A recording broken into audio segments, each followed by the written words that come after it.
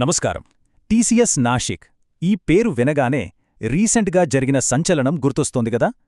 ఈరోజు మనం ఈ సెషన్లో నాషిక్ టీసీఎస్ బీపీఓ యూనిట్ చుట్టూ అల్లుకున్న అత్యంత సున్నితమైన సంక్లిష్టమైన ఆరోపణల గురించి మాట్లాడుకోబోతున్నాం.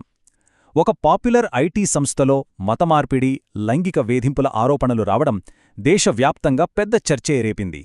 అసలు ఏం జరిగింది, ఏంటి ఆరోపణలు, ఎలాంటి పక్షపాతం లేకుండా ఫ్యాక్ట్స్ని ఉన్నవి ఉన్నట్లుగా ఎనలైజ్ చేసి ఈ టీసీఎస్ నాషిక్ కేసు వెనుకున్న వాస్తవాలను అర్థం చేసుకునే ప్రయత్నం చేద్దాం.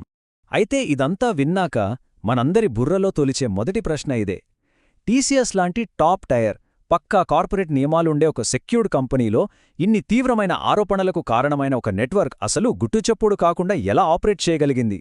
వినడానికి ఆశ్చర్యంగా ఉంది కదూ. ఈ కార్పొరేట్ సెక్యూరిటీ వెనుక ఉన్న డార్క్ యాంగిల్ ఏంటో ఇప్పుడు చూద్దాం.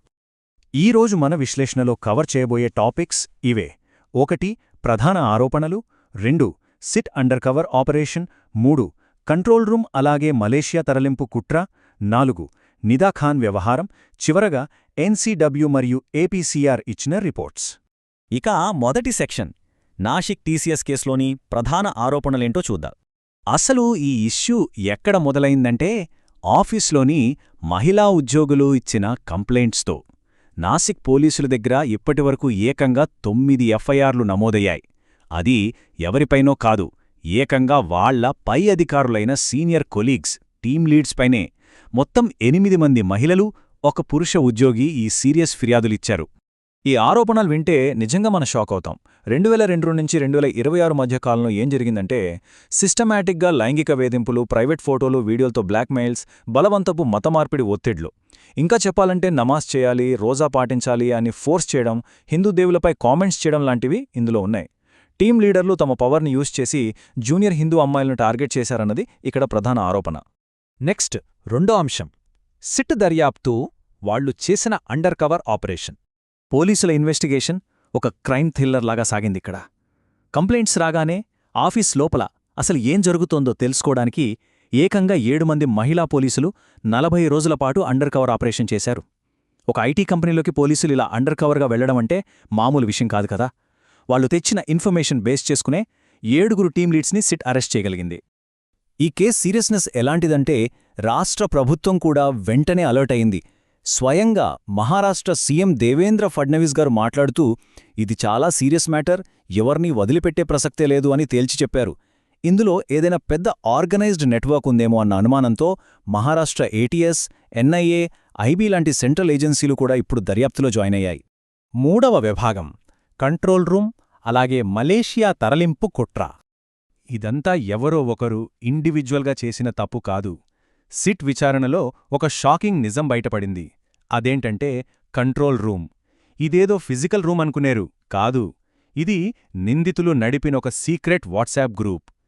ఏ ఎంప్లాయీని ఎలా టార్గెట్ చెయ్యాలి, ఎలా బ్లాక్మెయిల్ చెయ్యాలి, వాళ్లని ఎలా బ్రెయిన్ వాష్ చెయ్యాలి, ఇదంతా ఆ వాట్సాప్ గ్రూప్లో ఒకరితో ఒకరు పక్కాగా కోఆర్డినేట్ చేసుకున్నారని పోలీసులు చెప్తున్నారు. వీళ్ల ప్లాన్ వెనుకున్న స్టెప్స్ నిజంగా భయానకం. ఫస్ట్ నమ్మకం గెలుచుకొని మభ్యపెట్టటం, ఆ తర్వాత ఇస్లామిక్ పద్ధతులు పాటించేలా ఒత్తిడి తేవడం. అదంతా అయ్యాక ఏకంగా బాధితురాలి పేర్ని హానియాగా మార్చేసి మలేషియాకు తరలించడానికి ప్లాన్ చేసినట్లు పోలీస్ ఎంక్వైరీలో తేలింది. ఇదంతా చూస్తుంటే దీని వెనక ఇంటర్నేషనల్ లింక్స్ కూడా ఉండొచ్చని దర్యాప్తు సంస్థలు బలంగా అనుమానిస్తున్నాయి.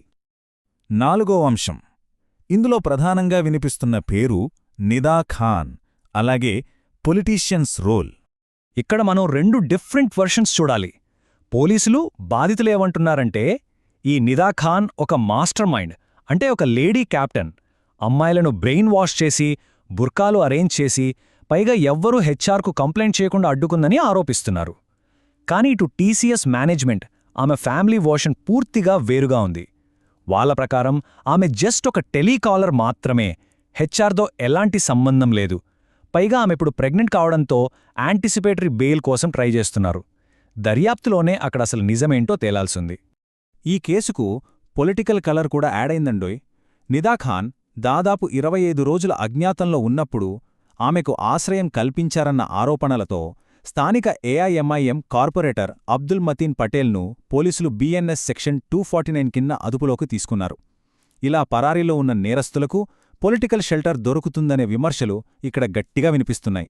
ఇక 5వ చివరి అంశం నేషనల్ కమిషన్ ఫర్ ఉమెన్ మరియు ఏపీసీఆర్ రిపోర్ట్స్ ఏం చెప్తున్నాయి?